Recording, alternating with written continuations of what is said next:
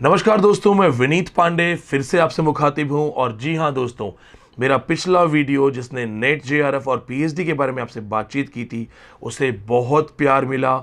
इतना ज़्यादा प्यार, और कमेंट्स में जो सबसे ज़्यादा अच्छी बात मुझे लगी वो ये थी कि मैक्सिमम स्टूडेंट्स ने ये कहा कि विनीत सर सच बोलते हैं, साफ बताते हैं, सीधी बात बताते हैं, ना कोई बेतुकी बात होती है, ना कोई डराने की कोशिश होती है, ना ही कोई ऐसी सेंसेशनल चीज़ होती है जिससे व्यूज़ आए या सब्सक्राइबिंग आए।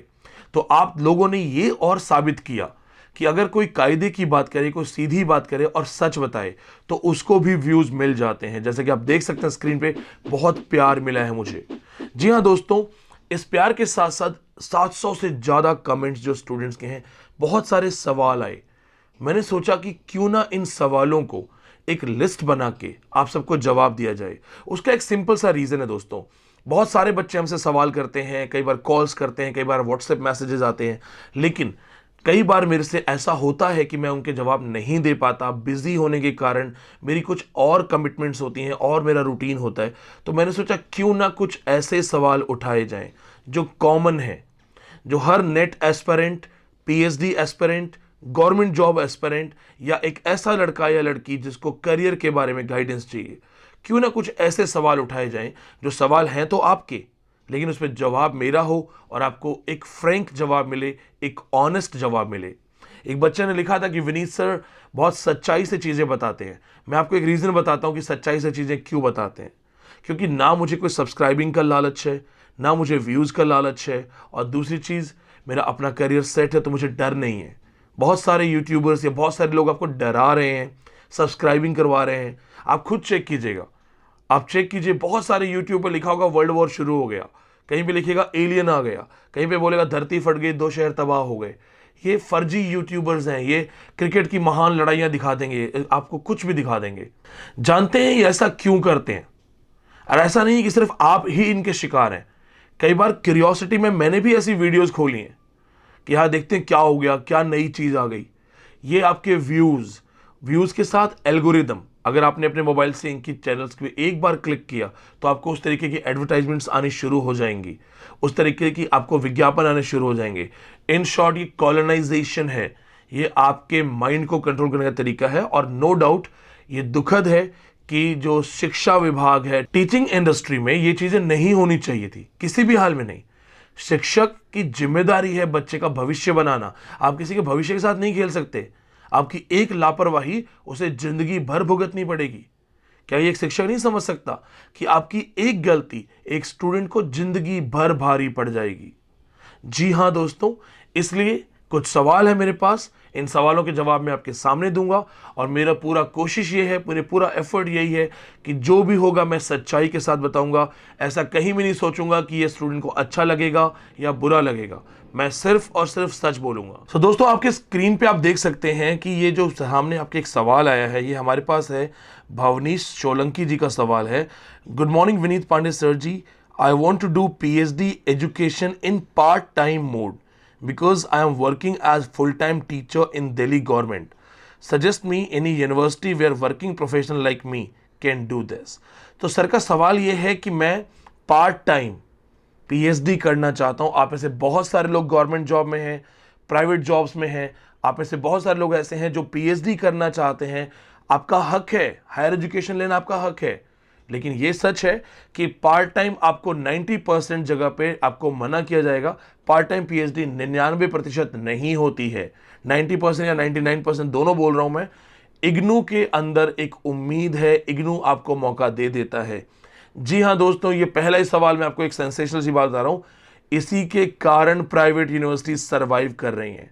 प्राइवेट यूनिवर्सिटीज क्यों सर्वाइव कर रही हैं? क्योंकि जब आप जाएंगे और बोलेंगे कि मैं बहुत बिजी हूं, मेरे पास छुट्टी नहीं है, मैं थीसिस नहीं लिख सकता, मैं कुछ नहीं कर सकता, वो आपको सिर्फ एक कीमत बताएंगे।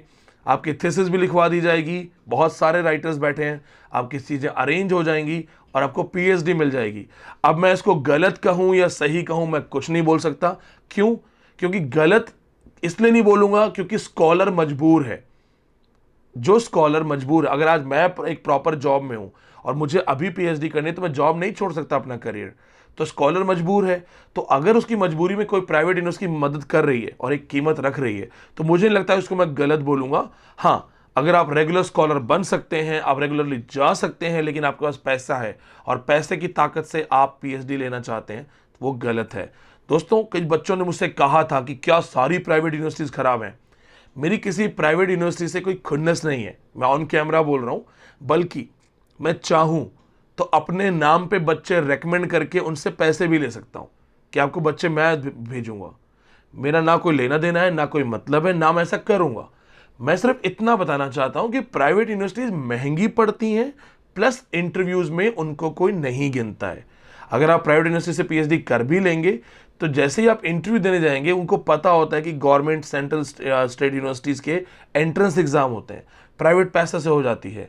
ऐसा नहीं कि ब्लाइंडली पैसा लेते हैं या सारी यूनिवर्सिटीज सिर्फ पैसे के पीछे पागल है, ऐसा भी नहीं है। कुछ अच्छी प्राइवेट यूनिवर्सिटीज भी हैं जो नो डाउट पैसा तो लेंगी पर आपसे ही पीएचडी करवाएंगी, आपको लिख के नहीं देंगी। तो ऐसा नहीं है कि मैं बोल रहा हूं सारी ही प्राइवेट यूनिवर्सिटी खराब है, लेकिन ये कॉमन है। फीस एक हायर फीस है, बड़ी फीस है, वो लगेगी, प्लस उनका कंपैरेटिवली स्टेट यूनिवर्सिटी और सेंट्रल यूनिवर्सिटी के सामने स्टैंडर्ड लो होता है। सिर्फ ये कहना चाहता हूं।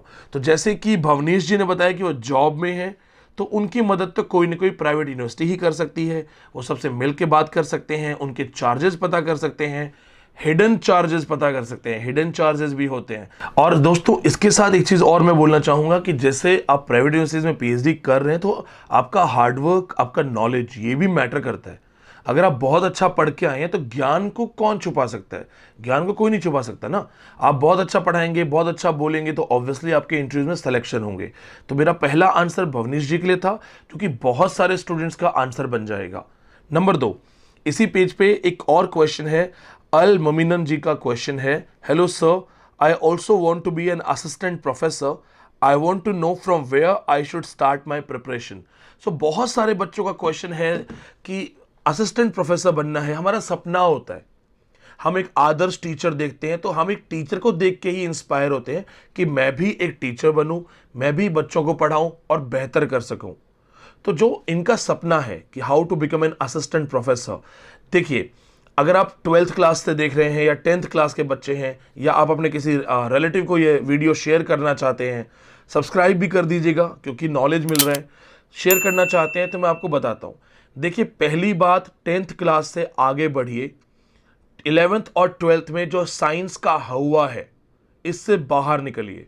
साइंस का हवा आपको खराब कर देगा। ये इंडिया की एक बहुत बड़ी प्रॉब्लम है कि आर्ट्स को एक अलग दृष्टि से देखा जाता है, ह्यूमैनिटीज़ को ऐसा देखा जाता है कि जिसके मार्क्स अच्छे नहीं हैं, परसेंटेज अच्छी नहीं है, 10th क्लास में 50 ला रहा है या 60 ला रहा है तो वो आर्ट्स में जाएगा, 70-80 ला रहा है तो बायोलॉजी में जाएगा, 90+ है तो नॉन मेडिकल यानी कि मैथ्स में जाएगा। मैंने अपने बचपन में ये देखा है। हमें कैटेगरी बता दी जाती थी कि 60 के नीचे वाले आर्ट्स वाले हैं, 60-70 के बीच वाले कॉमर्स वाले हैं, 70 के ऊपर बायोलॉजी वाले, उसके ऊपर मैथ्स वाले। अगर आपके साथ ऐसा हुआ है, आप मुस्कुरा रहे हैं, इस बात पर सब्सक्राइब कर दीजिएगा, ठीक है। तो पहली बात तो अपने बच्चों को या भाइयों को या छोटी बहनों को बताइए कि साइंस या आर्ट्स के बीच में कोई डिफरेंस नहीं है। बल्कि अगर मेरा ओपिनियन पूछेंगे ना, तो साइंस में जो डॉक्टर बनेगा या जो इंजीनियर बनेगा वो सैल्यूट लास्ट में आईएएस को ही करता है, और आईएएस 90% आर्ट्स वाले होते हैं। यूपीएससी मोस्टली आर्ट्स वाले बच्चे क्वालिफाई करते हैं, हालांकि साइंस वाले बच्चे भी करते हैं, पर उनको बहुत पढ़ना पड़ता है इन कंपैरिजन ऑफ जो आर्ट्स के बच्चे हैं। तो आप पहली बात तो बच्चे का इंटरेस्ट पूछिए। अगर वो कहता है कि मुझे ज्योग्राफी पसंद है तो उसे हैरेस नहीं करना है, उसे ज्योग्राफी दिलानी है। हाँ, नो डाउट, गोल पूछिए, क्योंकि आपके बहुत सारे सब्जेक्ट्स में टीचिंग में वैकेंसीज नहीं है, तो वो जरूर आप देखिए। उसके लिए हमारे नंबर आपके पास हैं, आप हमसे गाइडेंस ले सकते हैं। मैं पर्सनली खुद गाइड करता हूँ। व्हाट्सएप ड्रॉप कर दीजिए, हो सकता है आपको रिप्लाई मेरा 3 दिन के बाद मिले, पर मिलेगा जरूर।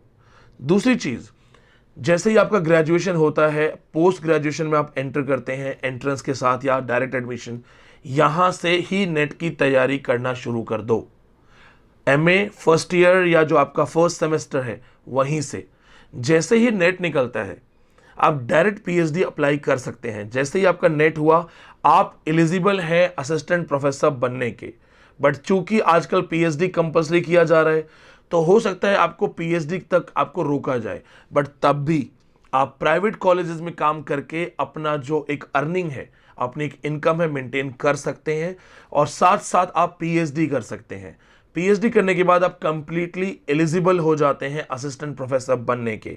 फिर आपको सिर्फ ये देखना है कि कौन सा स्टेट अपनी वैकेंसीज निकाल रहा है, किस यूनिवर्सिटी के अंदर वैकेंसीज आ रही हैं। सिर्फ आपको उनको एक ट्रैक करना पड़ेगा, फॉलो करना पड़ेगा। आप इंटरव्यू में अपीयर हो सकते हैं, आपका डायरेक्ट सिलेक्शन हो जाएगा। आपको सिर्फ और सिर्फ स्क्रीनिंग में जाना होगा। इसके अलावा और भी बहुत सारे तरीके हैं असिस्टेंट प्रोफेसर बनने के।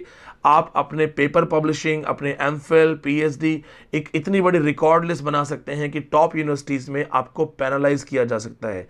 जैसे दिल्ली यूनिवर्सिटी में पैनल में नाम आना भी एक बड़ी बात थी, तो यहाँ पे एडहॉक रजिस्ट्रेशंस बहुत सारे किए जाते थे। ये सारे तरीके हैं। फिर भी आपको लगता है और बात करनी है तो मुझे दिए हुए नंबर पे व्हाट्सएप करना और इस चैनल को सब्सक्राइब कर लीजिएगा। अब चलते हैं अगले सवाल की तरफ। दोस्तों, दूसरा सवाल आपकी स्क्रीन पे है। ये शिल्पा जी का सवाल है। शिल्पा वर्मा जी कहती हैं, sir I have completed my masters, I am preparing for NET exam, can I become a college professor after clearing NET? I don't want to go for PhD, is there any post for me? मैं गांव से हूं, मेरी family can not afford higher education. इसके आगे इनकी personal बातचीत थी तो मैंने यहीं तक ही रुकवाया इसको। एक स्टूडेंट ईमानदारी से मुझे बता रहा है कि मैं सिर्फ नेट कर सकती हूँ, नेट करना चाहती हूँ, लेकिन मैं पीएचडी नहीं करना चाहती। ये सच है। हम सबका जो नेचर है, जो चॉइस है, सब थोड़ी बाय हार्ट रिसर्च करना चाहते हैं। मैं Vineet Pandey JRF English literature में हूँ, JRF। मैंने एक बार भी पीएचडी की कोशिश नहीं की। जिस टॉपिक पे पीएचडी करना चाहता था, इंडियन प्रोफेसर्स ने सपोर्ट नहीं किया। ऐसा नहीं कि उनको क्रिटिसाइज कर रहा हूँ, वो बिजी थे अपने और काम में और मेरा टॉपिक यूनिक था, अलग था। फिर मैंने सोचा फॉरेन यूनिवर्सिटी से पीएचडी करेंगे बाहर जाके, लेकिन कहते हैं ना कि ऊपर वाले को कुछ और मंजूर था। मैं नेट JRF के फील्ड में नेट एक्सपर्ट बन के बैठ गया। तो मुझे लगा कि छोड़ो, पीएचडी में जाना ही क्यों है, जब मुझे नेट ही एक्सपर्ट बनना है और नेट ही मेरा फ्यूचर है, नेट ही मेरी लाइफ है। आज सबसे ज़्यादा रिजल्ट, सबसे ज़्यादा टॉपर्स नेट, गेट, यूपीएससी सब दे रहा हूँ। तो मैंने सोच लिया कि अपना पूरा जीवन नेट, JRF, गेट इसी के अंदर लगाना है, यूपीएससी के टॉपर्स निकालने हैं। लेकिन क्या मैं बाय हार्ट पीएचडी करना चाहता था? नहीं। जितने बच्चे मुझे फॉलो कर रहे हैं रेगुलरली, सबको पता है मैं आर्मी में जाना चाहता था। आर्मी वाला आदमी गन प्रेफर करता है, पेन प्रेफर नहीं करता। आप में से बहुत से लोग ऐसे होंगे जो गन प्रेफर करेंगे, देश के लिए डायरेक्ट सेवा करना चाहते हैं, बॉर्डर पे खड़ा होना चाहते हैं, -35 के टेम्परेचर में सियाचिन में खड़ा होना चाहते हैं। मैं वो करना चाहता था। मैं हूं ही नहीं, मेरा वो नेचर ही नहीं है पीएचडी करने का। आप में से बहुत सारे लोगों का नहीं है। क्यों लिखना है? अच्छा ये बताइए, अगर आपका पीएचडी का नेचर ही नहीं है तो क्या आपको मजबूर करके पीएचडी करवानी चाहिए?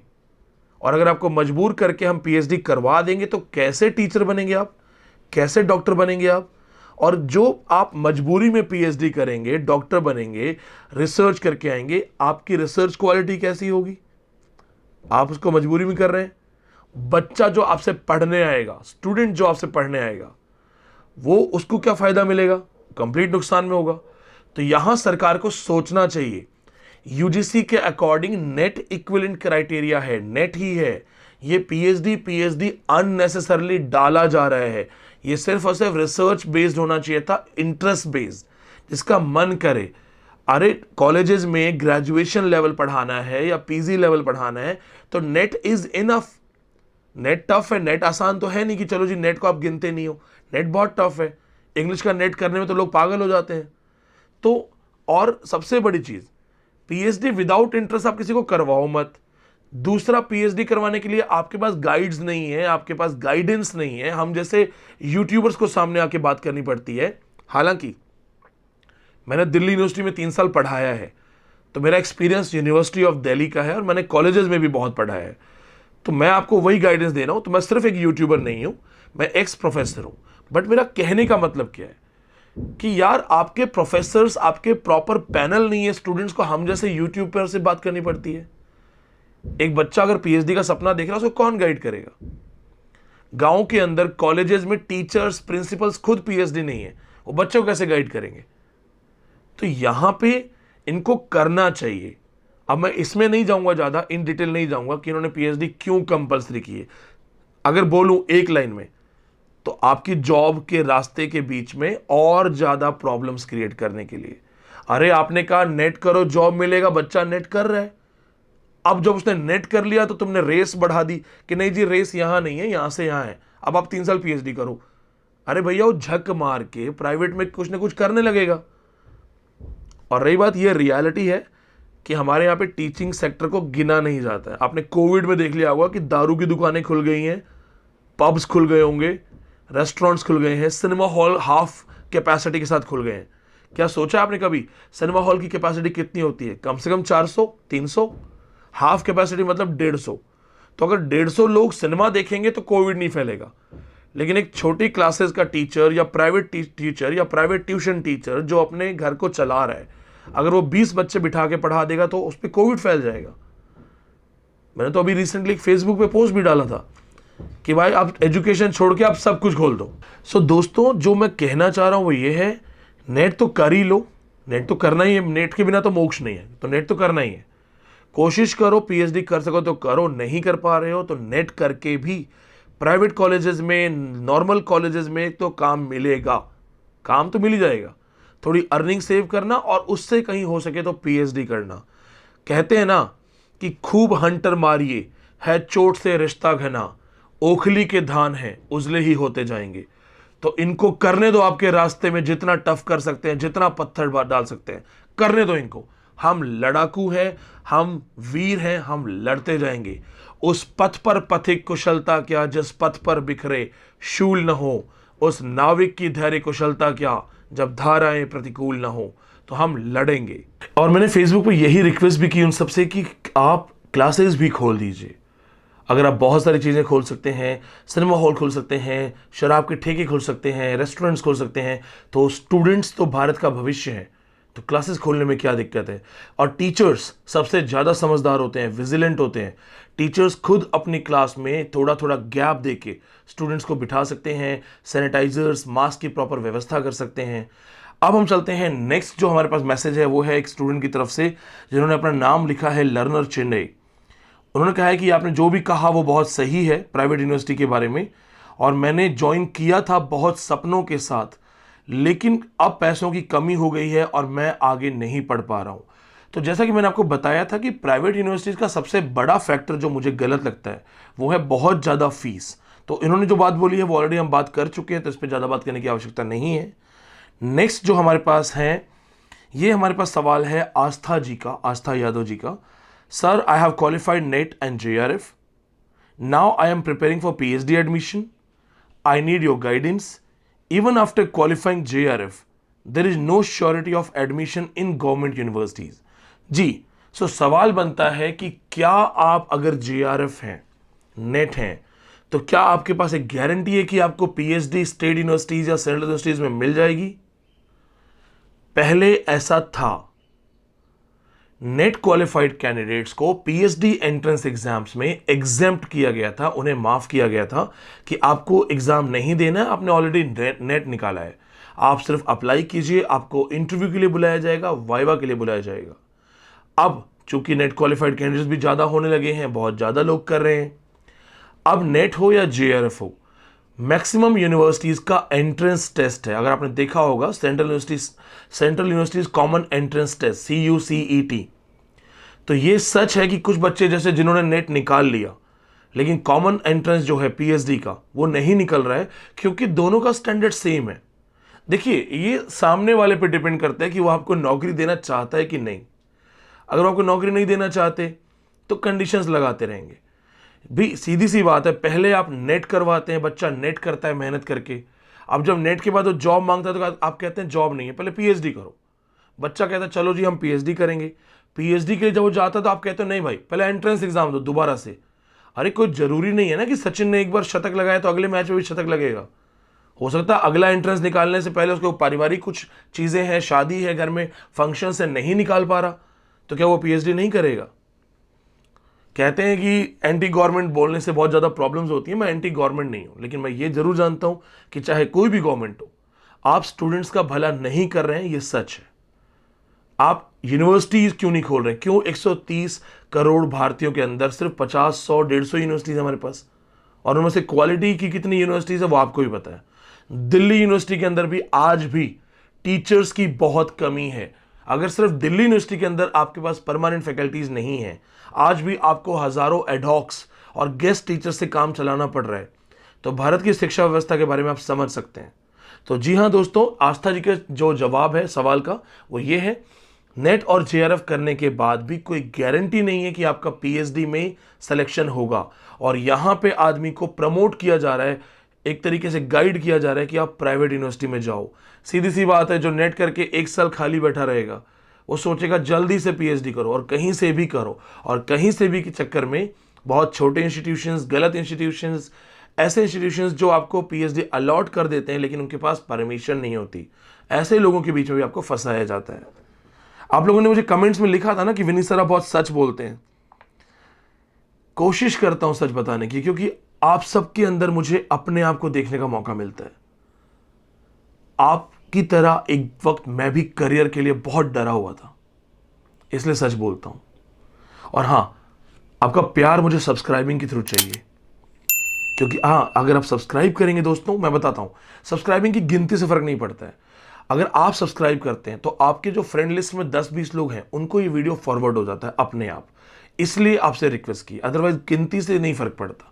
वो एजुकेशन के लोगों को, टीचर्स को लोग वैसे भी सब्सक्राइब नहीं करते। नेक्स्ट क्वेश्चन हमारे पास है देवोष्मिता जी का। I am planning to do my PhD from UK, United Kingdoms, so as per UGC will I be exempted from net? Cause I read in internet that foreign PhD students will not be required to give net exam. तो अगला सवाल यह है कि क्या मैं विदेश से पीएचडी कर लूं, बाहर से पीएचडी कर लूं, तो क्या मुझे इंडिया का नेट देना होगा? मुझे नहीं पता देवोष्मिता जी ने कहाँ पे पढ़ा है, लेकिन मेरे पास बहुत सारे इंडियन स्टूडेंट्स हैं जो फॉरेन में रहते हैं। कोई साउथ कोरिया में है, कोई जापान में है, कोई लेबनान में है, अलग अलग जगह पे है, स्वीडन में है, और ऑक्सफोर्ड यूनिवर्सिटी में मेरे इंग्लिश के अपने स्टूडेंट्स हैं, वहाँ पे ट्रफोर्ड यूनिवर्सिटी में स्टूडेंट्स हैं। ऐसा कुछ नहीं है आपने कहीं भी पीएचडी की हो, अगर आपको भारत के अंदर भारत की शिक्षा व्यवस्था का पार्ट बनना है तो भारत के रूल्स को फॉलो करना पड़ेगा, तो आपको नेट देना ही पड़ेगा। मेरी जो क्लास के स्टूडेंट्स हैं मेरे, वो बोलते हैं, बात करते हैं, उनको मैंने बताया कि अगर विलियम शेक्सपियर, जो हमारे इंग्लिश लिटरेचर का सबसे बड़ा राइटर है, अगर वो भी भारत की यूनिवर्सिटीज़ में प्रॉपर तरीके से प्रोफेसर बनना चाहता है तो विलियम शेक्सपियर को नेट करना पड़ेगा। और मैं हंस के कई बार बोलता भी हूं कि उसको मैं नेट पढ़ाऊंगा। दोस्तों, जो रूल्स रेगुलेशंस हैं वो सबके लिए हैं। हां, एक सवाल है कि क्या उनको भारत की किसी यूनिवर्सिटीज में परमानेंट प्रोफेसर बनाया जा सकता है कि नहीं? बनाया जा सकता है, लेकिन वो फिर एक अलग चीज होगी, वो ऑनरेरी पोस्ट होगी। सपोज करिए आप बहुत बड़ा नाम है आपका विदेश में, आप बहुत बड़े प्रोफेसर हैं, नोबेल अवार्डी प्रोफेसर है, बुकर अवार्डी प्रोफेसर है, तो कोई भी यूनिवर्सिटी उनके पास अपना रूल होता है, अपना सिस्टम होता है, और वो आपको ऑनरेरी प्रोफेसर बना के मन मर्जी आपको सैलरी दे सकते हैं। जैसे आपने देखा होगा कि इंडिया के बहुत सारे प्रोफेसर्स विजिटिंग प्रोफेसर्स होते हैं, तो 5-5 साल 6-6 साल विजिटिंग प्रोफेसर्स होते हैं। वो इन शॉर्ट आपको सब कुछ मिल सकता है, लेकिन अगर आप कानून की बात कर रहे हो, सिस्टम की बात कर रहे हो, एकेडमिक रूल की बात कर रहे हो, नेट देना ही पड़ेगा। नेक्स्ट क्वेश्चन हमारे पास जो है डॉक्टर अनीश जी का क्वेश्चन है, sir is it true without PhD associate professor की जॉब नहीं मिलती है? मैं ये हिंदी में बोल रहा हूं, या नेट करके ही एसोसिएट प्रोफेसर की जॉब मिलती है? सी, आपने मेरा लास्ट वीडियो देखा होगा पीएचडी का, जहां पे मैंने बताया था, अगर आपने मेरा एक हायर एजुकेशन का वीडियो है, स्पेशल वीडियो हायर एजुकेशन का, वो जरूर देखिएगा वीडियो। हायर एजुकेशन के वीडियो में भी मैंने बताया था कि assistant professor, associate professor and professor, इनमें क्या डिफरेंस है, टेन्योर में क्या डिफरेंस है, सैलरी में क्या डिफरेंस है, और कैसे बनते हैं। असिस्टेंट प्रोफेसर बनने के लिए नेट इक्विवेलेंट है, नेट काफ़ी है, नेट सफिशिएंट है, लेकिन फिर यूनिवर्सिटीज़ ने अपने रूल्स निकाल के यूजीसी पे प्रेशर डाल के पीएचडीज करवाना शुरू किया। एसोसिएट प्रोफेसर के लिए पीएचडी 100% रिक्वायर है। आप असिस्टेंट प्रोफेसर हैं, अगर आपको एसोसिएट प्रोफेसर बनना है आपको पीएचडी करनी ही पड़ेगी। विदाउट पीएचडी आप एसोसिएट प्रोफेसर नहीं बन पाएंगे। जनरली अगर आपने पीएचडी कर रखी है तो भी आपका 8 से 10 साल का एक्सपीरियंस, आपका एकेडमिक रिकॉर्ड सब काउंट होता है, और पीएचडी उसमें एक बेसिक रिक्वायरमेंट है। तो असिस्टेंट प्रोफेसर से आगे अगर आपको बढ़ना है तो पीएचडी तो करनी पड़ेगी। बता रहा हूं आपको, ये आपको पीएचडी तो कंपलसरी कर ही रहे हैं पर रास्ता नहीं दे रहे हैं। वो होता है ना कि आपको हर तरफ से फंसा के रास्ता जो है वो प्राइवेट यूनिवर्सिटीज की तरफ जा रहा है। सॉरी टू से, लेकिन आपको पता है प्राइवेट यूनिवर्सिटीज कौन चलाता है? किसकी होती है प्राइवेट यूनिवर्सिटीज? नेताओं की होती हैं। तो कौन सा नेता नहीं चाहेगा उसकी यूनिवर्सिटीज में एडमिशन हो? मैं बोल तो रहा हूं ऑन कैमरा, कहीं ऐसा ना हो पता लगा ज्यादा बोलने के चक्कर में विनीत सर अरेस्टेड। सब्सक्राइब कर लो, कल को मेरे लिए आप खड़े हो जाओगे अगर कल मुझे कुछ होता है problem. And next question, the next question we have is sir, private universities में टीचिंग के जॉब के बारे में आपका क्या व्यू है? क्या नेट क्वालिफाई करने के बाद प्राइवेट यूनिवर्सिटीज में काम कर सकते हैं? बिकॉज गवर्नमेंट जॉब तो बहुत मुश्किल से होती है सिचुएशन में, प्रेजेंट सिचुएशन में। Please reply. मेरे पास एक ऑफर है और मैं कंफ्यूज्ड हूं।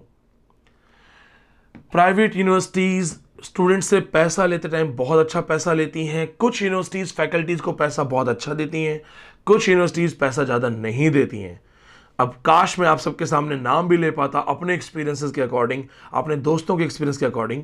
एनीवे, नाम नहीं लूंगा, लेकिन अगर आपको प्राइवेट यूनिवर्सिटी एक अच्छा पैसा भी दे रही है तो ये आप लिख के रखो कि आपको प्रोफेसर वाला फील नहीं आएगा।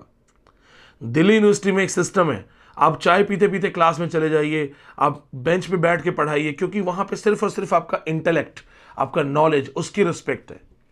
प्राइवेट यूनिवर्सिटीज आपको क्लर्क बना के रख देंगी, आपको एडमिशन सेल में लगा देंगी, आपको प्रमोशन में लगा देंगी, आपके हर दिन का हिसाब होगा। आप 9 बजे एंटर करेंगे, आपको बायोमेट्रिक अंगूठा लगाना पड़ेगा, आपको 5 बजे से पहले जाने नहीं देंगे, आपको बायोमेट्रिक लगाना पड़ेगा। और प्राइवेट यूनिवर्सिटीज है दोस्तों, वो आप कितने भी बड़े प्रोफेसर क्यों ना हो, आपके ऊपर जो सबसे ऊपर प्रिंसिपल बैठा होगा या जो इंचार्ज होगा वो एमबीए होगा, और उसको सिर्फ इस चीज़ का पैसा मिलेगा कि आपकी सैलरी कहाँ पे कैसे या तो काटी जाए या आपसे कितना ज़्यादा काम करवा लिया जाए। मैंने प्राइवेट सेक्टर में काम किया है, प्रोफेसर वाला फील नहीं आता था, मजदूर वाला फील आता था। मैं ये ऑन कैमरा बोल रहा हूँ। हाँ, अगर पैसे अच्छे हैं, रिक्वायरमेंट है तो करो, कोई दिक्कत नहीं है। मजदूरी मतलब मेहनत, गलत काम तो नहीं कर रहे, तो कोई दिक्कत नहीं है। ऐसा नहीं है कि प्रोफेसर वाला फील आए तो ही हम काम करेंगे। अगर घर में रिक्वायरमेंट है, आपको 70,000 80,000 दे रहा है, कोई 50,000 दे रहा है, तो काम करो। जितनी मेहनत वो आपसे करवाएंगे वो उतना आपको ही निखार देंगे, आपको ही एक्सपीरियंस दे देंगे। तो मैंने भी जैसे मजबूरी में ही काम किया था, मुझे कोई शौक थोड़ी था मेहनत करने का, लेकिन ये था कि चलो मजबूरी है तो काम करते हैं, और काम किया मजबूरी में तो सीखा बहुत कुछ। तो मेरा सजेशन है, अगर प्राइवेट यूनिवर्सिटीज आपको जॉब ऑफर कर रही हैं, जाइए, हर एक्सपीरियंस काउंट होता है। नेक्स्ट क्वेश्चन अनूप पांडे जी का जो है ये है, आपने उचित सलाह के लिए बहुत बहुत धन्यवाद। सरकार को शिक्षा के क्षेत्र में निजीकरण करना नहीं चाहिए। जी हाँ अनूप जी, मैं यही बात कह रहा हूँ, निजीकरण। देखिए, गरीब जो स्टूडेंट है ना, जिसके घर में 5,000 रुपये की इनकम है, वो खाना खाएगा कि पढ़ाई करेगा? और मैं इसलिए जानता हूं क्योंकि एक वक्त मेरे घर में सिर्फ 4,000 रुपये पर मंथ इनकम थी और हम 3 भाई बहन पढ़ने वाले थे। तो मैं बहुत अच्छे से जानता हूं समय पे फीस ना दे पाना, महंगी किताबें सोचना, ये ट्यूशन्स के बारे में मान के चलते थे कि हमें तो ये अफोर्ड नहीं कर सकते। जब मैं पोस्ट ग्रेजुएशन कर रहा था, हम लोग क्लास में टोटल 32 स्टूडेंट थे, मैं और एक और मेरी फ्रेंड थी जो 2 शायद स्ट्रगलिंग फैमिली से थे। तो हम दोनों के पास ट्यूशन्स नहीं थी, बाकी सबके पास ट्यूशन थी। और मज़ेदार बात यह है कि हम दोनों ने सबसे ज़्यादा स्कोर किया था, क्योंकि हमारे पास मेहनत थी और जिद थी। नेक्स्ट क्वेश्चन जी है हमारे पास, संकल्प जी का है। नेक्स्ट क्वेश्चन जो हमारे पास है संकल्प जी का। Hello sir, I am pursuing PhD and I am set qualified. ये सेट क्वालिफाइड है। आई एम इन फ्यूचर अगर कोई वैकेंसी आती है असिस्टेंट प्रोफेसर की, तो क्या पॉइंट्स मेरे कंसीडर किए जाएंगे? क्या मैं इक्विवेलेंट हूँ अदर कैंडिडेट्स के बराबर जो पीएचडी करके आए हैं?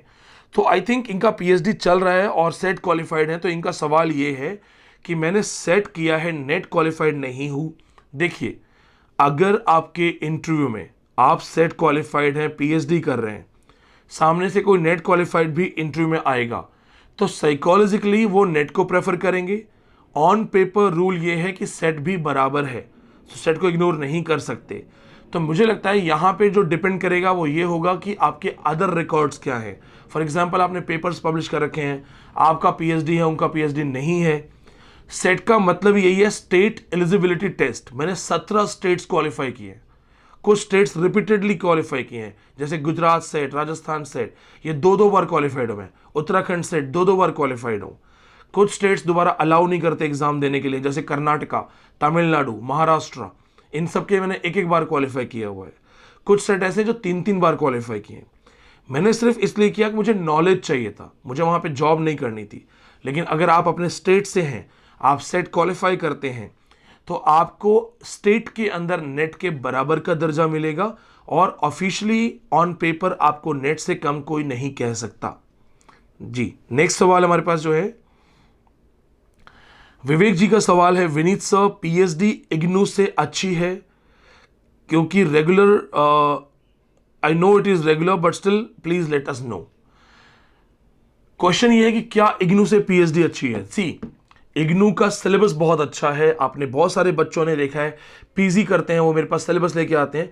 इग्नू का प्रॉब्लम यह है कि आपको रेगुलर क्लास नहीं मिलती है, तो आप सिलेबस बहुत अच्छा लेके क्या करेंगे अगर आपको रेगुलर क्लास ना मिले। रही बात पीएचडी की, तो इग्नू पीएचडी उन्हीं लोगों के लिए हेल्प करने के जिनको जहां पे कहीं पीएचडी नहीं मिल रही है। तो अगर आप इग्नू से पीएचडी कर रहे हैं तो अच्छी बात है, अच्छी यूनिवर्सिटी, अच्छा नाम, सेंट्रल यूनिवर्सिटी की मोहर लगेगी, गलत कुछ भी नहीं है। कोशिश कीजिए कि जब आप इग्नू में पीएचडी के लिए सेलेक्ट हो जाते हैं तो मैक्सिमम टाइम आप अपने गाइड के अंडर में निकालें ऑन रेगुलर बेसिस। इग्नू से पीएचडी करने के लिए मेरा पूरा समर्थन है, कोशिश कीजिए कि वहां से सिलेक्शन हो जाए। नेक्स्ट सवाल इसी पेज पे है राहुल जी का, coaching fees plus PG plus food बराबर 1 लाख। राहुल शर्मा जी का काफी प्रैक्टिकल सवाल है। उन्होंने कहा है कि कोचिंग करो नेट की, शायद पीजी में जाओ, हॉस्टल लो, खाना पीना होगा आपका, 1 लाख रुपए, और मिलेगा क्या आपको, नेट 5 मार्क्स, और उसकी वैल्यू क्या होगी, 5 मार्क्स। दूसरा है कि पीएचडी करो 30 मार्क्स और उसके पैसे हैं 6 लाख। और इन्होंने नीचे आपको एक सजेशन दिया है कि so guys do PhD from private universities. Rahul ji, अगर आप मुझे देख रहे हैं तो पहली बात तो ये बहुत क्यूट सी चीज है, मुझे हंसी आई थी ये पढ़ के। राहुल जी ने कहा है कि coaching fees plus PG plus food 1 lakh है। राहुल जी, जब आप पीजी का खर्चा, फूड का खर्चा जोड़ सकते हैं कोचिंग वाले में, नेट में, तो पीजी एंड फूड का खर्चा तो पीएचडी में भी आएगा। तो लगभग 5-6 लाख तो पीएचडी फीस है, 3-4 लाख आपका रहना खाना है, तो ये 6 नहीं 10 लाख है। दूसरी चीज, आपने कहा कोचिंग फीस और ये 1 लाख और 5 मार्क्स, पर वो 5 मार्क्स ऐसे हैं कि आप छोड़ नहीं सकते, वरना कोई भी बच्चा 10वीं क्यों करेगा, सीधा एमए में एडमिशन नहीं लेगा, लास्ट में तो एमए पूछा जाता है। सिस्टम यह है कि आपको नेट करना ही पड़ेगा, विदाउट नेट आपको इंटरव्यू में बुलाया ही नहीं जाएगा, ये यूजीसी नॉर्म्स हैं।